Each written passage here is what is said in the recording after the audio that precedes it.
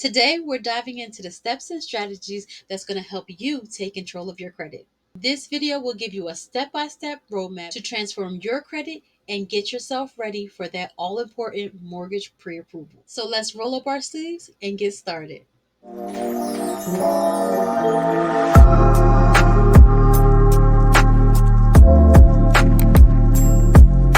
Thank you for joining me as we dive into the credit rescue plan. The first step in the credit rescue plan is assessing your credit. You must know where you stand. This is your starting point on your road to home ownership.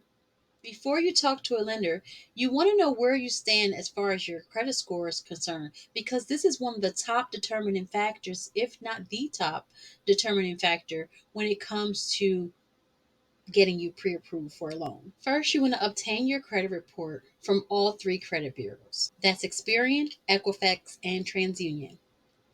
You can get a free credit report from all three bureaus by visiting annualcreditreport.com. Or if you have a credit monitoring service, which you should, you can get a copy of all three reports from there. Carefully analyze your reports. Look for errors or inaccuracies and negative entries. Take your time to thoroughly comb through your credit report and make sure that you catch everything that you can.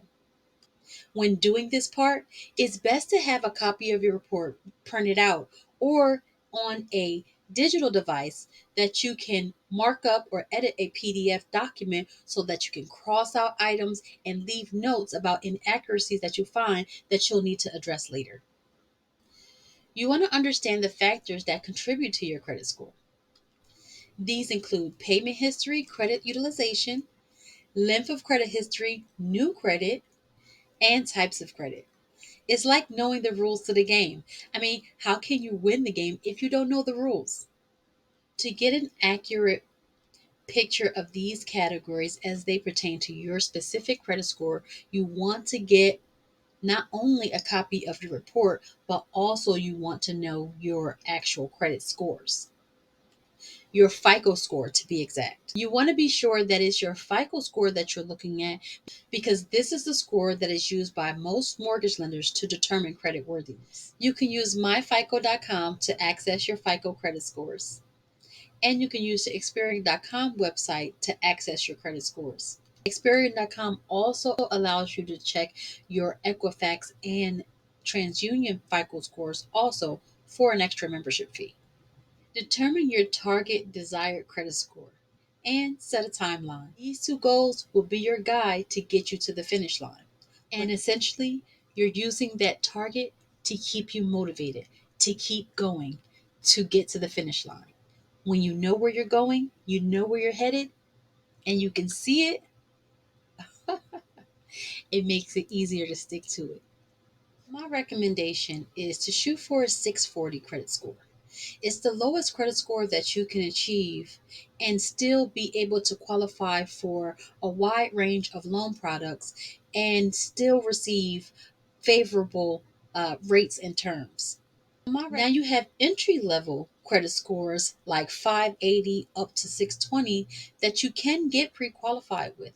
These lower credit scores, you will have to contend with less than favorable terms and rates. While it's possible to get pre-qualified with a lower credit score, is it what's best for you in the long run? Just something to keep in mind. Establish specific financial goals and a spending plan. Figure out how much money you bring in and if it's enough to accomplish your credit management goal. Or do you need to adjust your spending so that it fits within your income, aka live below your means? Come on, somebody. While also having room to pay down debt or even to save up for a down payment and closing costs. Well, or do you need to bring in more income so that you can help satisfy some of these goals? A clear plan helps you to stay on track and helps you to confidently get to where you're ultimately trying to go. This is where we need to start taking massive action to address some of those inquiries that we uncovered earlier in the assessment process and start taking steps towards those goals that we just set for ourselves. We've already taken a look at our credit reports and realized what inaccuracies are on there. Now, in case you don't know, inaccuracies or negative items on your credit report can include things like incorrect account information, incorrect names or addresses, late payments, charge offs, collections, judgments, liens, or accounts that you believe don't belong to you. These are all items that you want to dispute. Then you want to write a formal letter of dispute to all three of the credit bureaus, or all the credit bureaus where the inaccuracy shows up on that report. In the letter, you want to clearly explain and define the inaccuracy and provide any supporting documents that will prove that it's inaccurate. Then you want to send your dispute letter via certified mail to the credit bureaus. The reason for sending via certified mail is just so you can have a paper trail and a track record of that you sent it out and when they received it. Credit bureau will investigate your dispute and provide a response within 30 to 45 days. Depending on their response, it could take multiple dispute letters and rounds in order to get them to respond in your favor or remove the item from your report. If you started on this process and you find that you're having trouble resolving the disputes on your own, or you just don't have time to go through all the steps and sending out all the letters on your own, consider seeking the assistance of a credit attorney.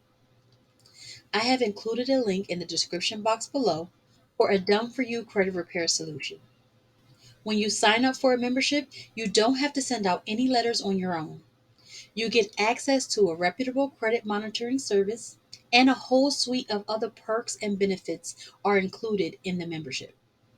Check the link below for more information on that. Now, while you're waiting on your responses, you can begin to tackle your debt.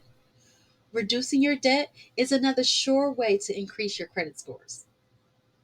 Make a list of all your debts, prioritizing the high monthly payment ones, and create a budget to allocate funds that go specifically to debt repayment.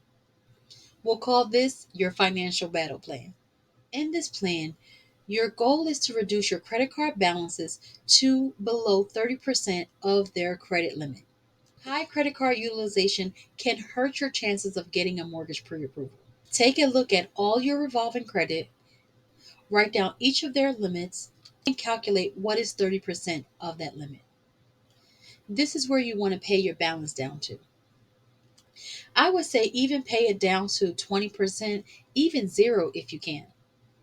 The less revolving credit you have, the better. Now, I know we all want that debt free lifestyle.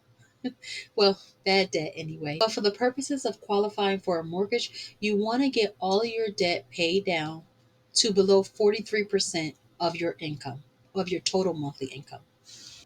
This number includes the total amount, including your housing expenses, which is what you pay in rent. Now, after you have done all this work to get all these things into place, you want to regularly monitor your credit and track your progress. Set up reminders for payment alerts as well as alerts to go back and check with the credit bureaus on the disputes that you submitted. Periodically check your FICO score to see if it's going up, and also to make sure that your FICO score aligns with your goals. Now you have the tools, the plans, and the support you need to get your credit score on track. If you found this video helpful, please give it a thumbs up. And for more valuable content and real estate advice, please subscribe to my channel. If you have any questions or need personalized guidance, go ahead and book a call with me at stephaniecraftrealestate.com. Until next time, take care and stay blessed.